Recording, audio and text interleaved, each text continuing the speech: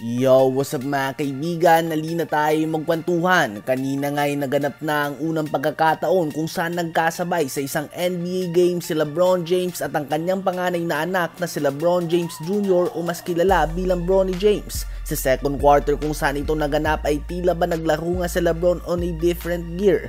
Kung napanood nyo nga ang game ay tila ba kakaibang energy ang pinakita ng 4-time MVP. Nagtala nga siya sa quarter na ito ng 15 points. Overall ay gumawa siya ng 19 points, 5 rebounds and 4 assists on 8 of 12 shooting sa field sa loob lamang ng 16 minutes at plus 14 din nga siya mga kaibigan. Tila ba nabigyan nga ng panibagong inspirasyon sa LeBron pagdating ng kanyang anak sa team na ito. Bilang 22-year veteran sa NBA, nakita na nga niya ang lahat. Nakaharap na niya mga best players, Hall of Famers, celebrities sa front row at naglalaro na din siya mga kaibigan sa NBA Finals ng 10 beses. So literal nga na naranasan na niya ang lahat ng bagay na pwedeng maranasan ng isang basketball player. Ngunit ngayon nga ang makasama ang kanyang anak sa loob ng court ay isang panibagong experience na nagbibigay ng extra energy sa 4-time champion.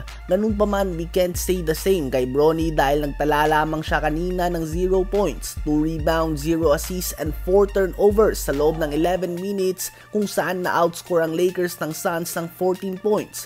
So bali nga sa loob ng 27 minutes sa dalawang preseason games si Bronny, siya ay nagtala ng 2 points, 2 rebounds, 1 assists and 5 turnovers on 1 of 7 shooting sa field at negative 26 din siya sa plus-minus. Base nga sa dalawang preseason games na ito ay hindi pa nga naipapakita ni Bronny na disturbing talaga siya ng kanyang pwesto sa Lakers na kine-question ng madami.